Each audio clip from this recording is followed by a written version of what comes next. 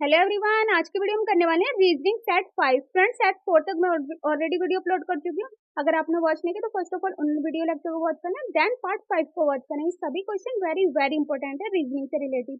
चाहे आप किसी भी एग्जाम के लिए प्रिपरेशन करो, हर एग्जाम के लिए वेरी इंपॉर्टेंट है। चाहे आप एसएससी सीजीएल की करो, CHSL, railway, MTS, RRB, UGC NET, IBPS, UP BEd, all competitive exam के लिए वेरी वेरी इंपॉर्टेंट है फ्रेंड्स।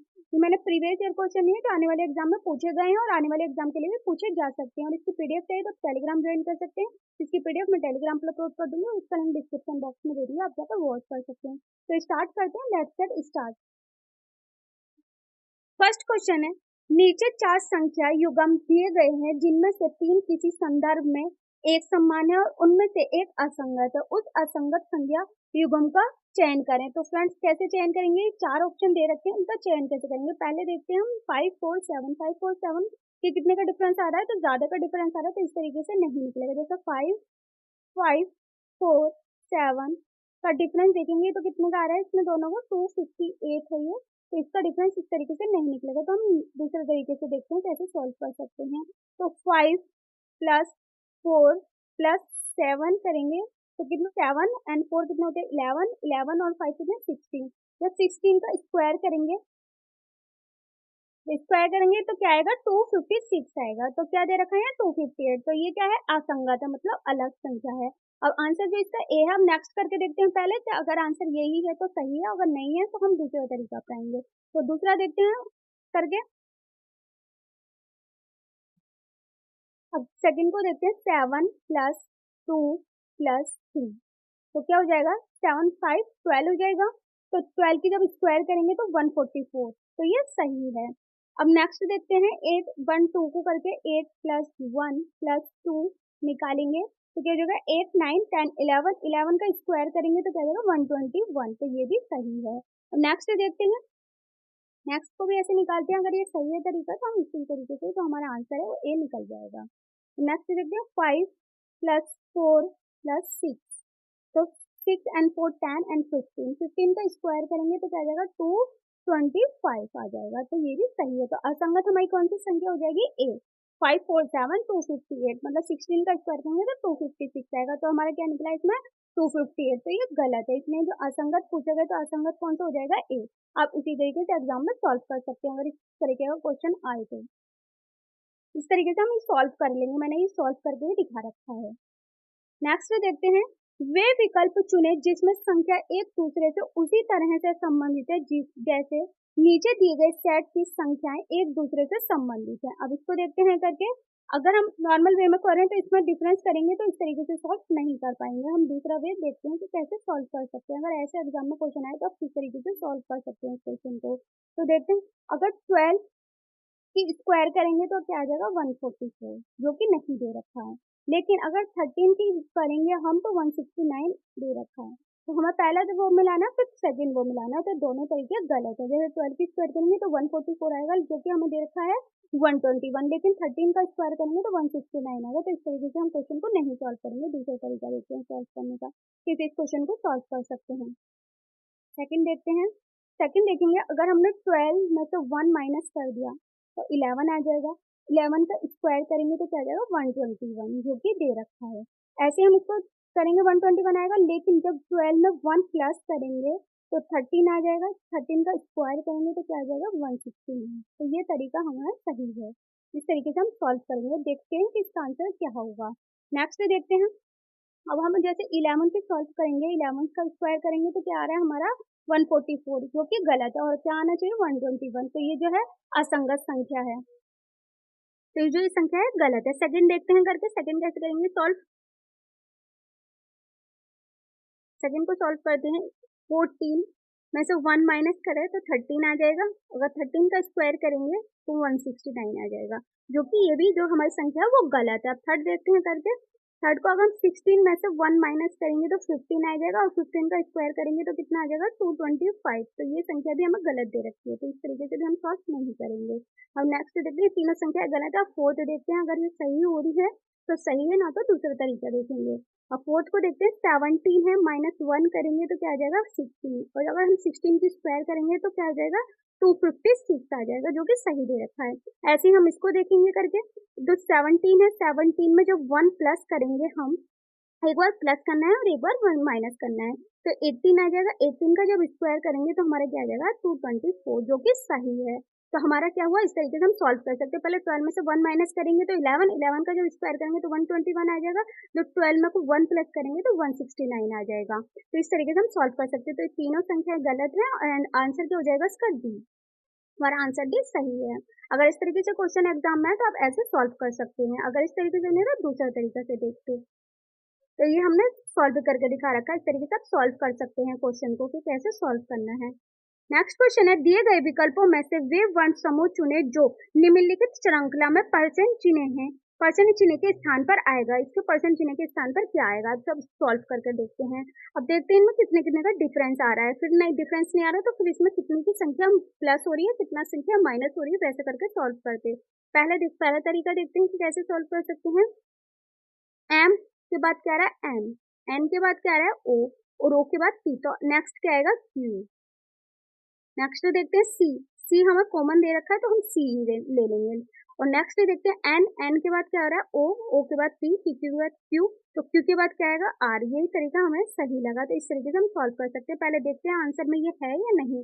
तो आंसर दे रखा क्यू सी आर, हमारे इसका आंसर हो जाएगा। अगर इस तरीके से ना होते तो फिर हम इसमें डिफरेंस देखते हैं कि जैसे 13 पर आ रहा है तो 14 पर आ रहा है, तो नेक्स्ट 15 पर आ रहा है, तो कैसे हम सॉल्व कर सकते हैं। नॉर्मल तरीके से ही सॉल्व हो गया। अगर आपको इस तरीके से क्वेश्चन और भी जानने हैं फ्रेंड्स, ये एमएनसी को कैसे सॉल्व कर सकते हैं, तो फ्रेंड्स अल्फाबेट को एक साथ लिख लें, फिर उनके डिजिट लिख लें कि एम कितने पर आता है, एन कितने पर आता है, और फिर उसको हम रीजनिंग सीधी पूरा मतलब लिख लें।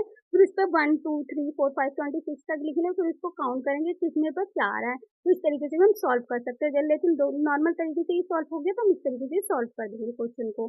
नेक्स्ट देखते हैं, तो हम इस तरीके से हम सॉल्व कर सकते हैं। एक 1 प्लस हो रहा है और एक 1 वैसे आ रहा है और फिर 1 प्लस हो रहा है, मतलब 0 सी का सी आया फिर 1 प्लस करा, तो इस तरीके से हम सॉल्व कर सकते हैं क्वेश्चन को।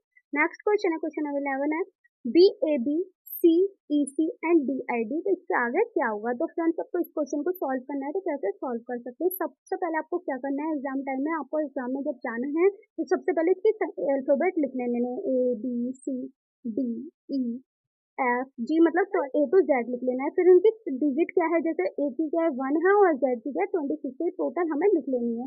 तो अब इस तरीके से जब हम लिख लेंगे तो क्वेश्चन को इजीली सॉल्व कर सकते हैं अल्फाबेट वाले। ऐसे ही सभी क्वेश्चन को आप सॉल्व कर सकते हैं। अगर आपको ये ट्रिक याद हो गई तो फ्रेंड्स हर एक क्वेश्चन को आप इजीली सॉल्व कर लेंगे अल्फाबेट वाले क्वेश्चन को। ये 2 या 3 क्वेश्चन एग्जाम में जरूर आते हैं, तो आप किसी भी एग्जाम के लिए प्रिपरेशन करो। तो अब इस क्वेश्चन को हम कैसे सॉल्व करेंगे, सबसे पहले हम ये लिख लेंगे, इसके लिखने के बाद फिर क्वेश्चन को सॉल्व करेंगे। तो देखते हैं, तो बी के बाद क्या आ रहा है सी, और सी के बाद क्या आ रहा है डी, तो डी के बाद क्या आएगा ई आएगा हमारा। तो नेक्स्ट देखते हैं, ए के बाद क्या आ रहा है सी के बाद आ रहा है ई, तो कितने का डिफरेंस आ रहा है ए बी सी डी ई, तो 4 के बाद आ रहा है हमारा ई आ रहा है। तो नेक्स्ट ई के बाद क्या आ रहा है ई आई, तो आई के बाद क्या है आई ई एफ जी एच आई, तो ये कितने के बाद आ रहा है, मतलब 4 प्लस हो रहा है। पहले बी सी डी नॉर्मल आ रहा है ई, और फिर इसके बाद कितना प्लस हो रहा है 4 प्लस हो रहा है। तो आई के बाद क्या होगा, आई के बाद जे के एल एम, तो 4 प्लस होंगे तो क्या आ जाएगा ई के बाद एम आ जाएगा हमारा। नेक्स्ट तो फ्रेंड्स ए की इसमें दे रखा है, सी में आंसर दे रखा है ई एम, ई के बाद क्या रहा है एम, और में नहीं तो सब गलत हो जाएंगे। इस तरीके से आप सॉल्व कर सकते हैं ट्रिक के माध्यम से। फ्रेंड्स अगर आपका पहले ही उसमें निकल गया जैसे ई और एम निकल गए तो हमारा एक ही आंसर में दे रखा है, अगर 2 में दे रखा था जस्ट आगे का भी सॉल्व करते हैं तो ई एम ई हमारा इसका आंसर हो जाएगा। जैसे करके भी देख लेते हैं, बी के बाद क्या रहा है सी के बाद क्या रहा है डी के बाद नॉर्मल मतलब 1 प्लस हो रहा है, तो क्या आ जाएगा ई एम ई आ जाएगा। तो 1 प्लस हुआ, पहले 1 प्लस हुआ, फिर क्या हुआ हमारा 4 प्लस हुआ, फिर क्या हुआ 1 प्लस। तो हम इस तरीके से क्वेश्चन को सॉल्व कर सकते हैं।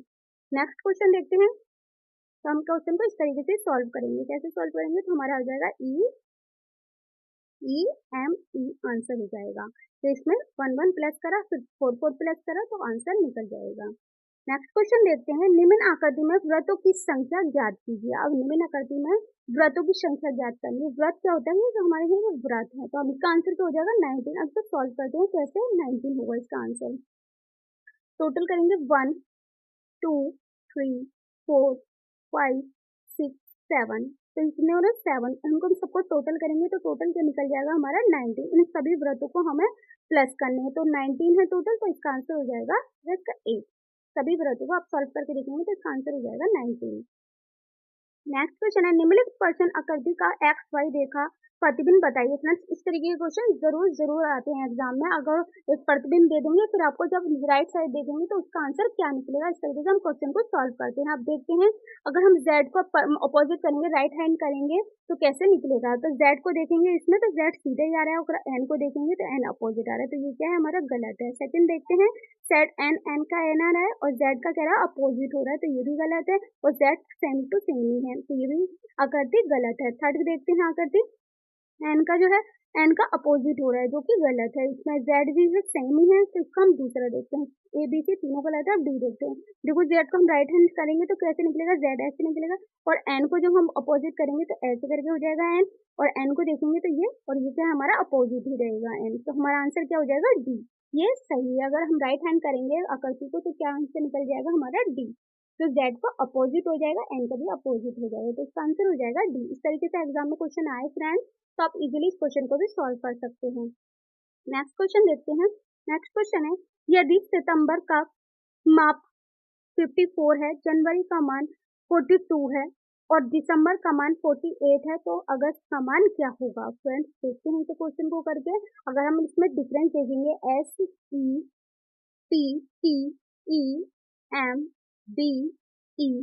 SETTEMBER, अगर फ्रेंड्स हम इनके सबके डिजिट लिखेंगे तो ये 54 नहीं आएगा, तो किस तरीके से हम इस क्वेश्चन को सॉल्व कर सकते हैं। अगर ये सही निकला तो सेकंड देखेंगे, ये भी सही निकला, अगर थर्ड भी सही निकला तो फोर्थ भी इजीली निकल जाएगा। तो देखते हैं करके, हम इनको टोटल करते हैं। सबसे पहले टोटल 1 2 3 4 5 6 7 8 9, तो 9 को हम 6 से मल्टीप्लाई करेंगे, क्या हो जाएगा हमारा 54, तो जो कि दे रखा है 9 को 6 से मल्टीप्लाई करेंगे, टोटल 9 है तो 6 से मल्टीप्लाई कर देंगे, तो क्या हो जाएगा आंसर 54। दूसरा भी ऐसे करके देखते हैं, अगर दूसरा भी ऐसे निकलता है तो सही है। अब जनवरी का टोटल करते हैं, JANUARY,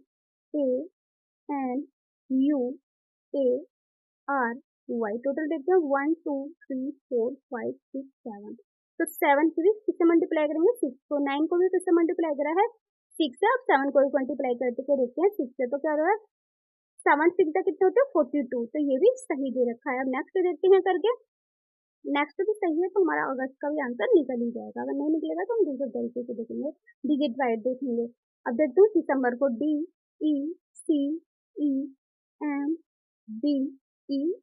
दिसंबर की सेम ये होती है, तो हम इसे सॉल्व करके देखते हैं। 1 2 3 4 5 6 7 8, अगर हम 8 को भी हम 6 से मल्टीप्लाई करेंगे, मतलब 6 से मल्टीप्लाई करनी है हमें 6 से, जितने हमें अल्फाबेट दे रखे हैं उसको 6 से मल्टीप्लाई करना है, तो क्या हो जाएगा 48 हो जाएगा, तो जो कि आंसर दे रखा है। तो ऐसे हम अगस्त को भी सॉल्व कर सकते हैं। अगस्त का निकाल के देखते हैं, AUGUS, तो टोटल कितने हैं हमारे 6 हैं, तो 6 को जब 6 से मल्टीप्लाई करेंगे तो क्या आंसर हो जाएगा 36, जो कि दे रखा है, तो इसका आंसर क्या हो जाएगा डी, आंसर डी हो जाएगा इसका। अगर इस तरीके से सॉल्व नहीं करते तो दूसरे तरीके से सॉल्व करते हैं। तो इस तरीके का क्वेश्चन आया एग्जाम में तो आप इजीली इस क्वेश्चन को भी सॉल्व कर सकते हैं। दे रखी है किस तरीके से आप क्वेश्चन को सॉल्व कर सकते हैं। इसको मल्टीप्लाई करनी है 6 से, जैसे 9 के 6 से, 7 के 6 से, 8 के 6 से, सबको मल्टीप्लाई करनी है 6 के, जितने हमारे अल्फाबेट दे रखे हैं उसको 6 से मल्टीप्लाई कर देंगे तो आंसर निकल जाएगा। नेक्स्ट क्वेश्चन है, नीचे दी गई श्रृंखला श्रेणी ज्ञात करें। अब श्रृंखला श्रेणी मतलब इसकी जगह पर क्या आएगा वो देखते हैं। पहले डिफरेंस देखेंगे, फिर डिफरेंस से निकलेंगे तो नहीं निकलेगा तो हमने क्या बता रखा है, सबसे पहले आपको अल्फाबेट लिखने लें, फिर उसके डिजिट लिखने लेने, A to Z तक डिजिट लिखने लेनी है। तो देखते हैं इसको भी करके कैसे निकलेगा इसका भी आंसर। पहले देखते हैं उनके बीच का क्या डिफरेंस है, तो B के बाद क्या रहा है C, मतलब 1 प्लस हो रहा है, C के बाद क्या आ रहा है D, तो 1 1 प्लस हो रहा है, तो आगे क्या हो जाएगा E आ जाएगा, तो आगे क्या हो जाएगा E, मतलब 1 प्लस कर देंगे तो हम। नेक्स्ट है C के बाद क्या रहा है D, D के बाद आ रहा है E, तो E के बाद भी क्या हो जाएगा F, तो इसमें भी क्या हो रहा है 1 प्लस। तो फ्रेंड्स E और F दो में दे रखा है, तो आगे भी करके देखते हैं।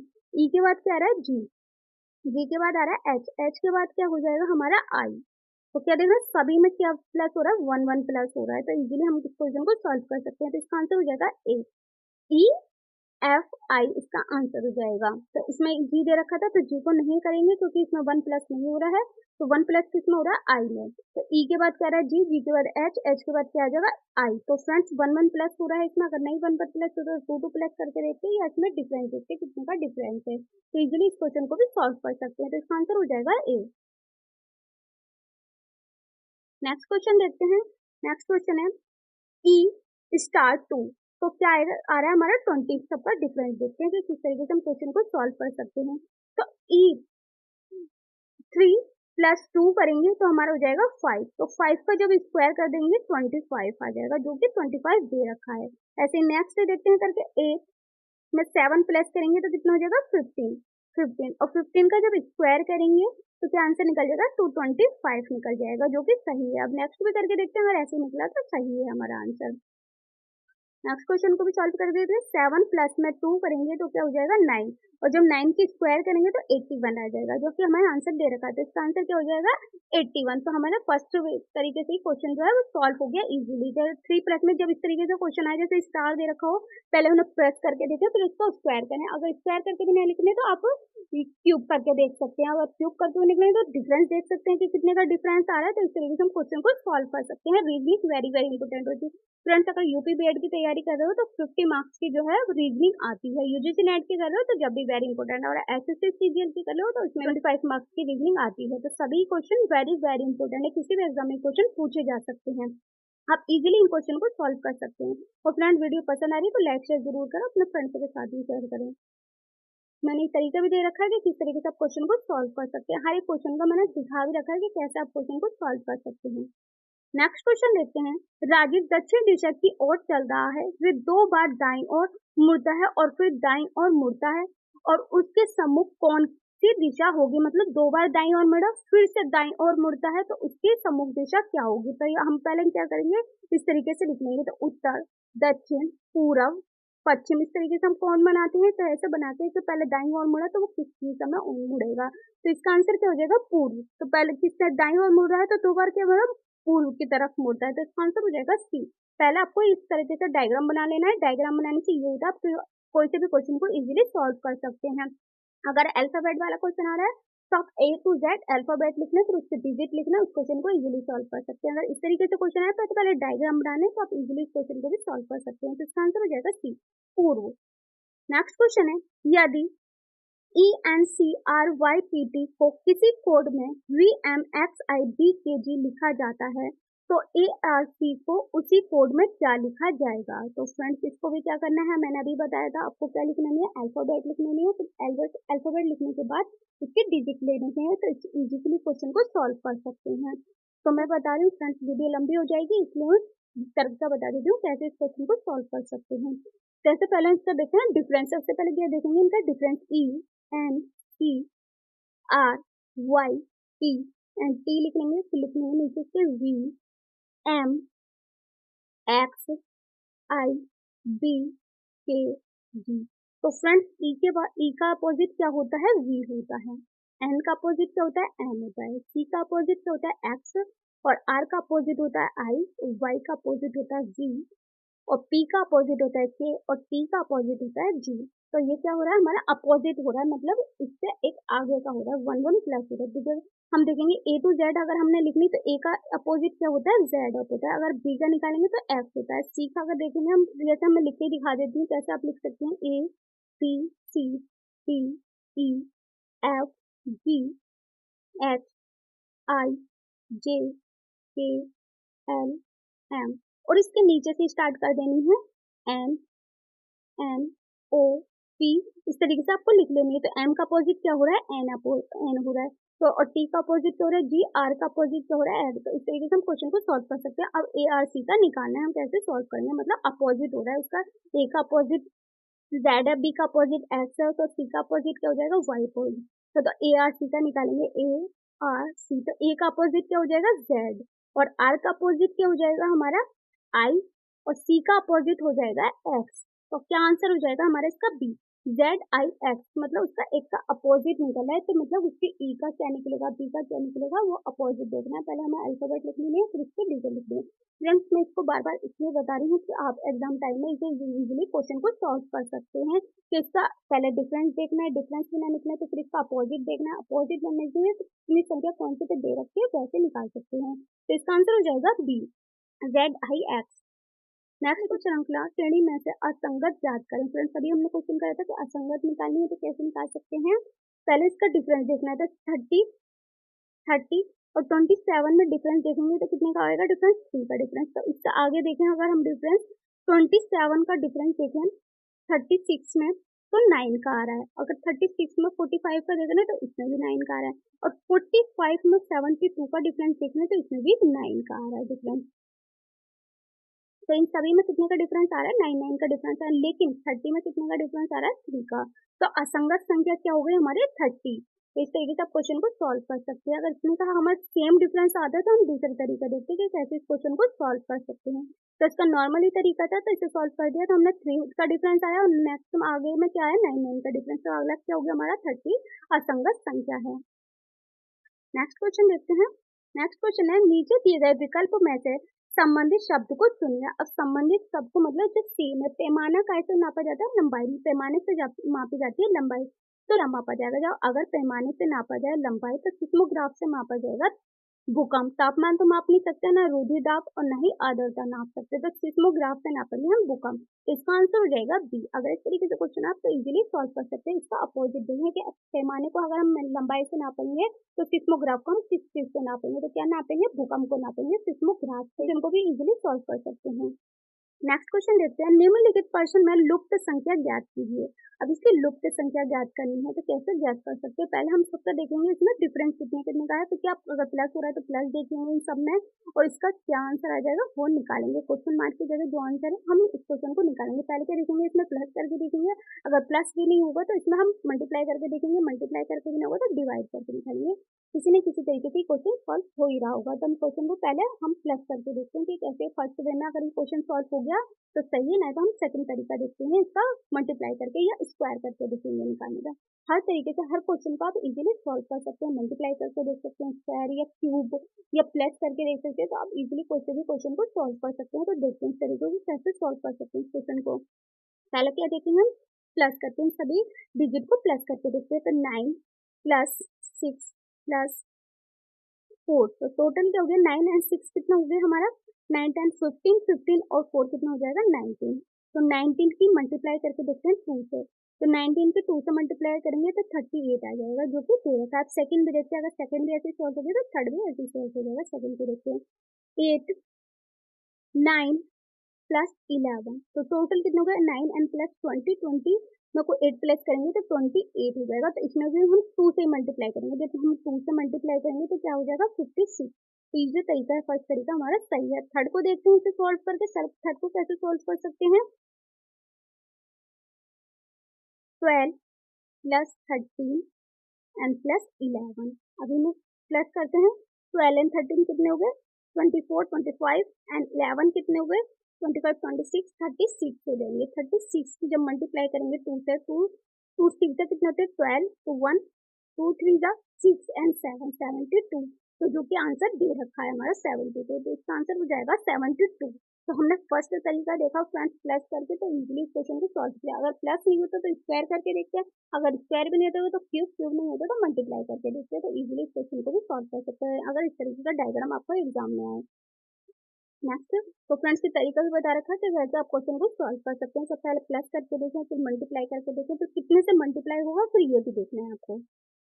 नेक्स्ट क्वेश्चन है, 4 शब्द दिए गए हैं जिनमें से किसी किसी तरीके से एक जैसे हैं और एक अलग है। उस शब्द का चयन करें जो भी है। तो फ्रेंड्स इसका स्कर्वी, गोइटर, एनीमा एक डिफरेंस है, तो फ्रेंड्स का क्या अलग हो जाएगा? डायरिया। डायरिया मतलब होता है दस्त। स्क्रबी, गोइटर एक अलग बीमारी है, लेकिन डायरिया जो है एक अलग बीमारी है, दस्त। तो इसका असंगत कौन सा निकल जाएगा? आंसर हो जाएगा इसका ए, डायरिया। आप इस क्वेश्चन को भी इजीली सॉल्व कर सकते हैं।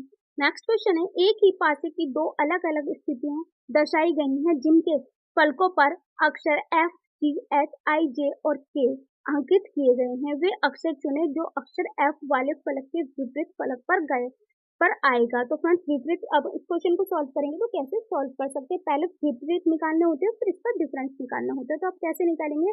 पहले हम इधर से मतलब राइट हैंड साइड भी शुरू कर सकते हैं और लेफ्ट हैंड भी। आपको एक ही तरीके से सॉल्व करना है कि राइट हैंड से करना है तो दोनों को राइट ही तरीके से लिखना है, और लेफ्ट तरीके से लिखना है तो लेफ्ट तरीके से सॉल्व करना है, मतलब उसका अपोजिट ही लिखना है। आपका जे लिखेंगे अपोजिट, जे का जे अपोजिट लिखेंगे, और आई एफ का क्या लिखेंगे? जी लिखेंगे, और एच का लिखेंगे आई, इसका अपोजिट लिखेंगे। तो इसका आंसर क्या हो जाएगा हमारा? तो एफ का क्या दे रखा है? जी, तो जी इसका अपोजिट है, एफ को हम क्या लिखेंगे? जी, तो इसका आंसर हो जाएगा डी। जे का जे अपोजिट है, एफ का जे अपोजिट है और एच का आई अपोजिट है। तो एफ की जगह एफ वाले फलक के विपरीत फलक पर क्या आएगा, जी आएगा। तो इसका आंसर हो जाएगा डी। मैंने ये भी सॉल्व करके दिखा रखा है, आप कैसे इसे निकाल सकते हैं, क्लॉकवाइज या राइट क्लॉकवाइज या लेफ्ट क्लॉकवाइज, इस तरीके से आप क्वेश्चन को सॉल्व कर सकते हैं। अगर इस तरीके का डायग्राम, फ्रेंड्स ये पासा वाले भी क्वेश्चन जरूर आते हैं एग्जाम में, मैंने सभी क्वेश्चन ले लिए हैं जो एग्जाम में पूछे जाते हैं। नेक्स्ट क्वेश्चन है, दिए गए विकल्पों में से वे संख्या चुने जो निम्नलिखित में पर्सन चिन्ह के स्थान पर आएगी। तो पर्सन चिन्ह के स्थान पर कौन सी संख्या आएगी, वैसे सॉल्व कर सकते हैं। पहले इनका डिफरेंस देखेंगे, अगर डिफरेंस से क्वेश्चन सॉल्व नहीं हुआ तो क्यूब देखेंगे, क्यूब नहीं हुआ तो स्क्वायर करके देखते हैं। तो पहले हमें देखना है सिंपल वे कि कैसे हम इस क्वेश्चन को सॉल्व कर सकते हैं, कितने कितने का डिफरेंस आ रहा है, ये कौन से स्क्वायर आ रहा है, कितने का हमें अल्फाबेट ये बनाकर दे रहा है। तो अगर हम 121 को देखें तो 121 किसका स्क्वायर है, 11 का स्क्वायर है, जो कि 121 है। अगर हम 169 को देखें तो ये किसका स्क्वायर है, 13 का स्क्वायर है। और 225 को देखें, 225 को तो किसका स्क्वायर आ रहा है, 15 का।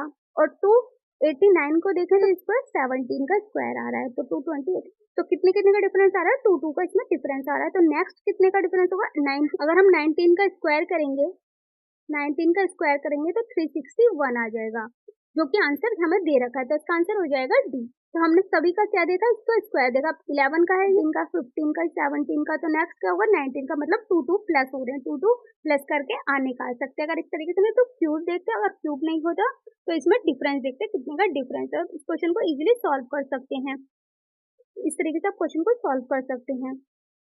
नेक्स्ट क्वेश्चन है, अक्षरों के उस संयोजन का चयन करें जो दी गई श्रृंखला में रिक्त स्थानों में क्रमिक रूप से रखे जाने पर श्रृंखला को पूर्ण करेगा। तो फ्रेंड्स इसमें देखना है, पहले हमें क्या बनाना है, 4 का बनाना है। अगर 4 का पेयर नहीं बना तो 3 का बनाना है। इस तरीके से हम क्वेश्चन को सॉल्व कर सकते हैं। फ्रेंड्स इस क्वेश्चन का आंसर आपको मुझे कमेंट बॉक्स में लिखकर बताना है। अगर आपका ये क्वेश्चन नहीं निकला तो मैं नेक्स्ट वीडियो में इस क्वेश्चन को करा दूंगी। वेरी वेरी इंपॉर्टेंट क्वेश्चन है फ्रेंड्स, इस तरीके से भी क्वेश्चन एग्जाम में आते ही हैं, चाहे आप किसी भी एग्जाम की प्रिपरेशन कर रहे हो। तो ये सभी question friends previous year question थे, तो एग्जाम में पूछे गए हैं, आने वाले एग्जाम में भी क्वेश्चन पूछे जा सकते हैं इससे रिलेटेड क्वेश्चन। फ्रेंड्स ये क्वेश्चन भी जरूर आएगा एग्जाम में इससे रिलेटेड। सभी क्वेश्चन वेरी इंपॉर्टेंट है। वीडियो पसंद आई तो वीडियो को लाइक एंड सब्सक्राइब करना ना भूलें, साथ में बेल आइकन को प्रेस करें ताकि जो वीडियो के लेटेस्ट अपडेट आपको टाइम पर मिलती रहे। और मेरी वीडियो कैसी लगी कमेंट बॉक्स में लिखना मत भूलना।